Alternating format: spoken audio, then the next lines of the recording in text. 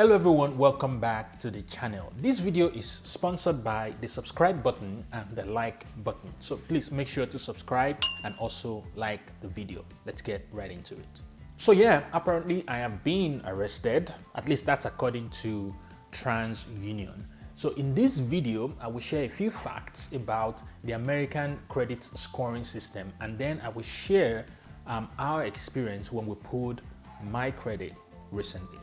The first thing you need to know is that in this country, your credit score is your reputation. It follows you everywhere. It determines where you can live, where you can walk, how much you would have to pay for everything from a car to a house to a college degree. Your credit score is literally your reputation. And despite the outsized impact this number, these 3 digits have on our lives, credit reporting agencies are quite under-regulated by the government, and they continue to engage in misleading and unfair practices that keep consumers in the dark about what's in their report, and they also make it difficult to correct errors when those errors come to light.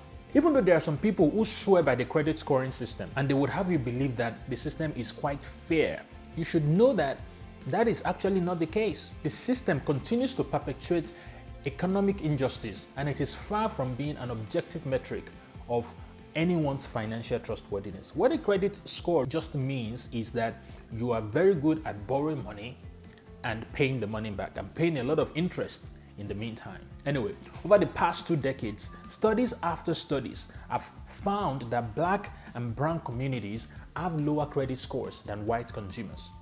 This is not because these communities of color are financially responsible, although that is what the credit scoring system would have you believe. The credit scoring system takes into account historical attitudes that tend to perpetuate some of this racial wealth gap. Now let's get into some numbers. Let's get into some numbers. Did you know that there is a material error in the credit report of 1 in 5 Americans? And the more common your name, the more likely you are to have an error on your report. Take for instance, if your name is Hannah Williams, like my wife, which is quite a common name, then you are more likely to have an error on your report. The goal of the credit bureaus is not individual accuracy. So they are not looking to make sure that individual credit reports are actually accurate. Their goal is to be accurate in the aggregate. So if you are an Anna Williams and it's quite a common name, and you have a positive credit report, another Anna Williams might pick up your positive credit report and you pick up that negative credit report. In their eyes, everything evens out because we are, in the aggregate, everything evens out. Despite the far-reaching implications of this credit report or this credit score, the bureaus are under no legal obligation to either confirm the authenticity of your documentation or to correct any error, although you might have some luck here and there. About 150 million Americans have what we call prime credit scores, and another half of the US adult population does not have a prime credit score. The experiences and the opportunities available to those consumers are vastly different from one group to another. So half of the population have good credit scores, another half does not have a good credit score, and they almost live in 2 different worlds. With a prime credit score, you have the ability to acquire assets, purchase a car, purchase a home, get financing to start a small business, and it helps you with employment and so on and so forth. If you're on the other half, however, your credit score holds you back and keeps you from accessing opportunities. So 15 million adults in the US have no credit score. That is, they have no credit score. And 20 million have what is called thin credit files.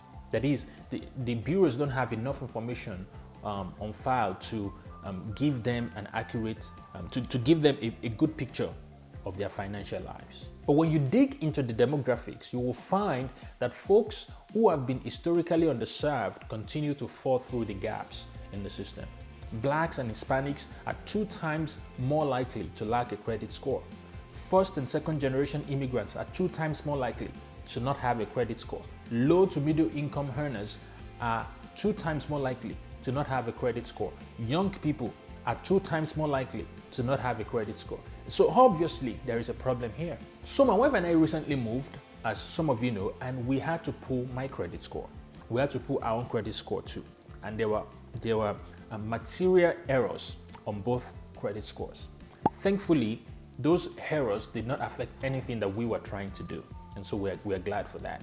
But the current system obviously has huge problems. So let me know if you would like me to share some ideas about how some people are actually getting around the deficiencies of the current system and how we were able to get around it, and some ideas on how we could even improve the current credit scoring system in the United States.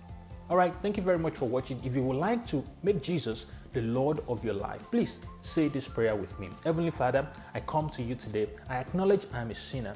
I believe that Jesus Christ died for me and that you raised him up from the dead on the 3rd day. Please forgive my sins and accept me into the kingdom of your dear Son. All right, thank you very much for watching, and I will see you in the next video. Make sure to subscribe, like the video, and share with those who you think will find it helpful. Bye-bye.